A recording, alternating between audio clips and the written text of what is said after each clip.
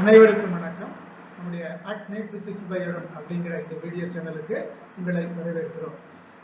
இன்றைய காணொலியில் வீடியோவில் வந்து நம்ம காந்தவியல் மற்றும் மின்னோட்டத்தின் காந்த விளைவுகள், magnetism and magnetic effects of current அப்படிங்கிற பாடத்தில் ஒரு கேள்வி வந்து நம்ம பார்க்க போகிறோம்.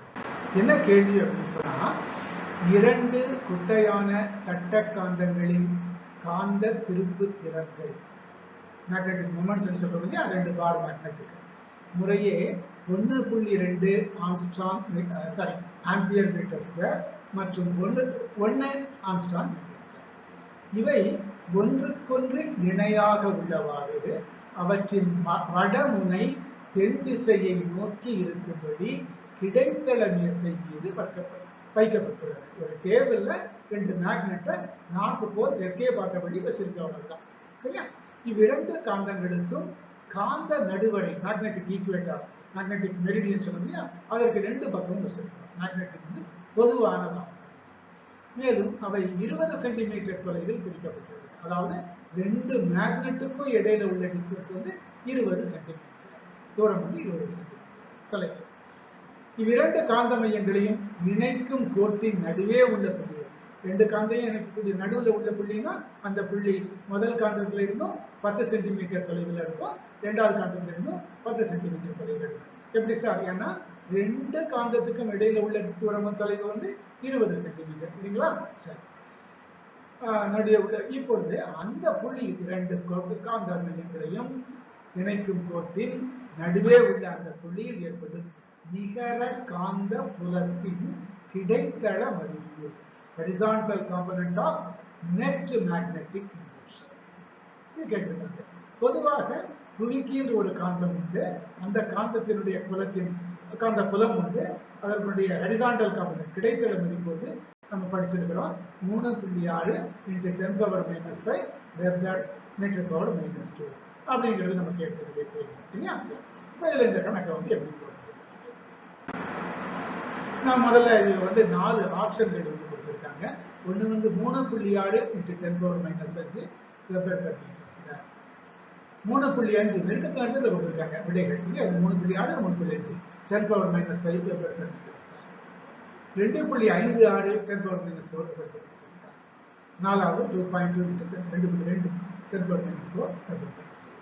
இப்போ இந்த கேள்வி வந்து NSEP, அதாவது நேஷனல் ஸ்டாண்டர்ட் எக்ஸாமினேஷன் இன் பிசிக்ஸ் அப்படிங்கிற கேள்வியில், அது தேர்வுங்க எக்ஸாமினேஷன்ல 2000-2001 கல்வியாண்டுல அகடமிக்னு சொல்றோம் இல்லையா, அதிலே கேட்கப்பட்ட ஒரு கேள்வி. சரி சார், இந்த NSEPன்னு அது யார் நடத்துறா சார்? இது வந்து IAPT, Indian association of physics teachers அப்படிங்கிற ஒரு அசோசியேஷன் நிறுவனத்துல இருந்து நடத்துறாங்க. அதுல கேட்கப்பட்ட ஒரு முக்கியமான கேள்வி. சரி, இப்ப நம்ம கணக்குக்கு வருவோம். என்ன கேட்டிருக்காங்க? நிகர காந்த புலத்தின் கிடைத்தள மதிப்பு. அப்ப B net. என்னென்ன மேக்கு காந்த புலம் எல்லாம் இருக்கு? B1 ஒன்னாவது காந்தத்தால் பெறக்கூடிய புலம், காந்த புலம். இரண்டாவது காந்தத்துக்கு உண்டான காந்த புலம். மூணாவது அங்கே ஏற்கனவே இயல்பாகவே இருக்கக்கூடிய புவி காந்தத்தினுடைய அந்த ஹரிசாண்டல், எல்லாமே ஹரிசாண்டல் பார்க்குறோம், ஹரிசாண்டல் காம்பனன்ட் கிடைத்தள மதிப்பு இது கொடுத்துட்டாங்க. சரியா?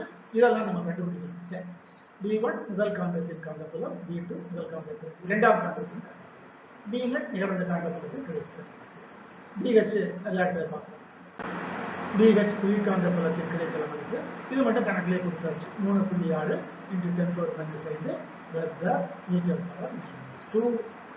சரி, பொதுவாக ஒரு மேக்னெட் ஒரு இடத்த வச்சிருக்கிறோம், அதுக்கு உண்டான காந்த புலம் எவ்வளவு இருக்குன்னா அதுக்கு ஒரு ஃபார்முலா இருக்கு.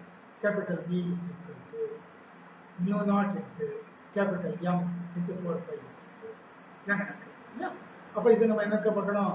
முதல் காந்தத்துக்கும் இது கண்டுபிடிக்கணும், இரண்டாவது காந்தத்துக்கும் கண்டுபிடிக்கணும். முதல் காந்தத்துக்கு பார்க்கலாமா? B net is equal to μ0 முதல் காந்தத்துக்கு M1 by 4πx12. x1ங்கிறது என்னது சார்? நம்ம எந்த புள்ளியில் கிடைத்த காந்த புலம் கண்டுபிடிக்க போகிறோமோ அந்த புள்ளிக்கும் காந்தத்திற்கும் இடையிலான செங்குத்து தொலைவு x. இதே மாதிரி தான் M2 எழுதலாம். இரண்டாவது காந்தத்துக்கு μ0 M2 அது x, அங்கே M1 இங்கே M2 இங்கே x1 இங்கே x2 பிளஸ் ஏற்கனவே இந்த போட்டுக்கணும் 3.6. இப்போ நம்ம ஏற்கனவே இந்த கணக்கில் கொடுத்துருக்காங்க இரு சட்ட காந்தங்களுக்கு இடையிலான தொலைநோக்கு போன ஸ்லைடு சொல்லும்போதே சொல்லியிருக்கேன் அது 20 சென்டிமீட்டர். ஆனால் மையப்புள்ளியை தான் நம்ம பார்க்க போறோம். அந்த மையப்புள்ளிக்கும் காந்தத்தை பொறுத்த மட்டும் x1 கிடைக்குது. அப்ப அது எவ்வளவு சார் 10 சென்டிமீட்டர். மீட்டர்ல சொன்னா 10 × 10⁻². கடம் அடிச்சோம்னா 0.1 மீட்டர். கடம் அடிச்சோம்னா 10⁻⁻1. ஓகே இது சார் வேற மாதிரி சொல்லிட்டே இருக்கும். ஓகே பார்க்கலாம். So V0 is equal to μ0 × M1 × 4π × 10⁻⁻1 ஏன்னா x1 இன் மதிப்பு அதே மாதிரி தான் μ0 இருந்து 10⁻⁻1 ஏற்கனவே இந்த 3 புள்ளியாக இருக்கு. இதில் பார்த்தீங்கன்னு சொன்னால் μ0 / 4π 10⁻⁻1 அது இங்கேயும் இருக்கு இங்கேயும் இருக்கு. எது சார் வித்தியாசமா இருக்கு? இங்கே M1 இருக்கு இங்கே M2 இருக்கு. அப்போ காமன் எடுத்துக்கலாமா? எடுக்கலாம்.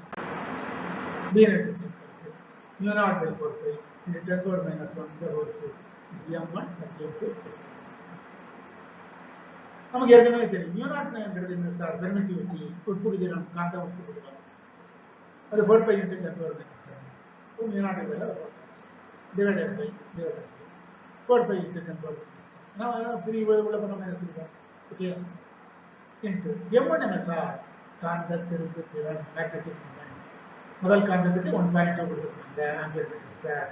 ரெண்டாவது காந்தத்துக்கு 1 கொடுத்துருக்காங்க ப்ளஸ் ஏற்கனவே இது சரி. இப்போ 4π மேல இருக்கு 4π கீழே இருக்கு அடிச்சுதா இந்த -3 மேல போனா +3 ஆகும்.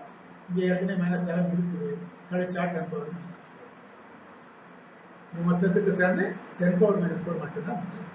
சரி இந்த இடத்துக்கு இது ரெண்டையும் கூட்டு நான் சொல்லுவேன் 1.2 + 1 2.2.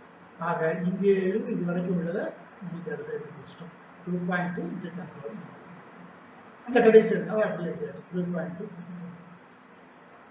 சார் இங்கே 10⁻⁻4 இருக்கு 10⁻⁻6 கூட்டலாம் அப்படியே கூட்ட முடியாது. ரெண்டும் ஒரே காமன் ஃபேக்டர் கொண்டு வரும் ஒரே பவர் கொண்டு வரும். ஸோ அப்போ 2.2 × 10⁻⁻4 இதை அப்படியே சும்மா மாற்றி எடுக்கலாம் -4 ப்ளஸ் இதை எடுக்கும்போது கூட ஸ்தானத்தை புள்ளி வச்சோம் 0.36 × 10⁻⁻6. ஓகேயா? அப்போ 10⁻⁻4 ரெண்டையும் காமனாக இருக்கு. இதை அப்படியே புள்ளி 2 6 3 2 5 அப்புறம் இங்கே 2.56 இது காமனா 10⁻⁻4 வெபர்/மீட்டர் ஸ்கொயர். இதுதான் V0. V0 என்ன சார்? அந்த குறிப்பிட்ட புள்ளினா இது சார் இரண்டு காந்தங்களுக்கும் இடையே உள்ள மேக்னெட்டிக் ஈக்குவேட்டர் ஒரு நடைவரை கோடு. அதில் இருக்கக்கூடிய அந்த புள்ளியில ரெண்டு மேக்னெட்டிக் இடையில இருக்கக்கூடிய அந்த புள்ளியில 10 சென்டிமீட்டர் இருக்கக்கூடிய அந்த புள்ளியில நிகர காந்த புலம் எவ்வளவு? 2.56 × 10⁻⁻4 வெபர்/மீட்டர் ஸ்கொயர். ஆக மூன்றாவது தெரிவு ஆப்ஷன் 3 இஸ் ரைட் ஆன்சர். ஓகேயா? நம்ம அடுத்த வீடியோவில் இதே பாடத்தில் அதாவது காந்தவியல் மற்றும் மின்னோட்டத்தின் காந்த விளைவுகள் அப்படிங்கிற பாடத்தில் 7 கேள்வி நம்ம பார்க்கலாம். அதுவரைக்கும் அனைவருக்கும் நன்றி, வணக்கம்.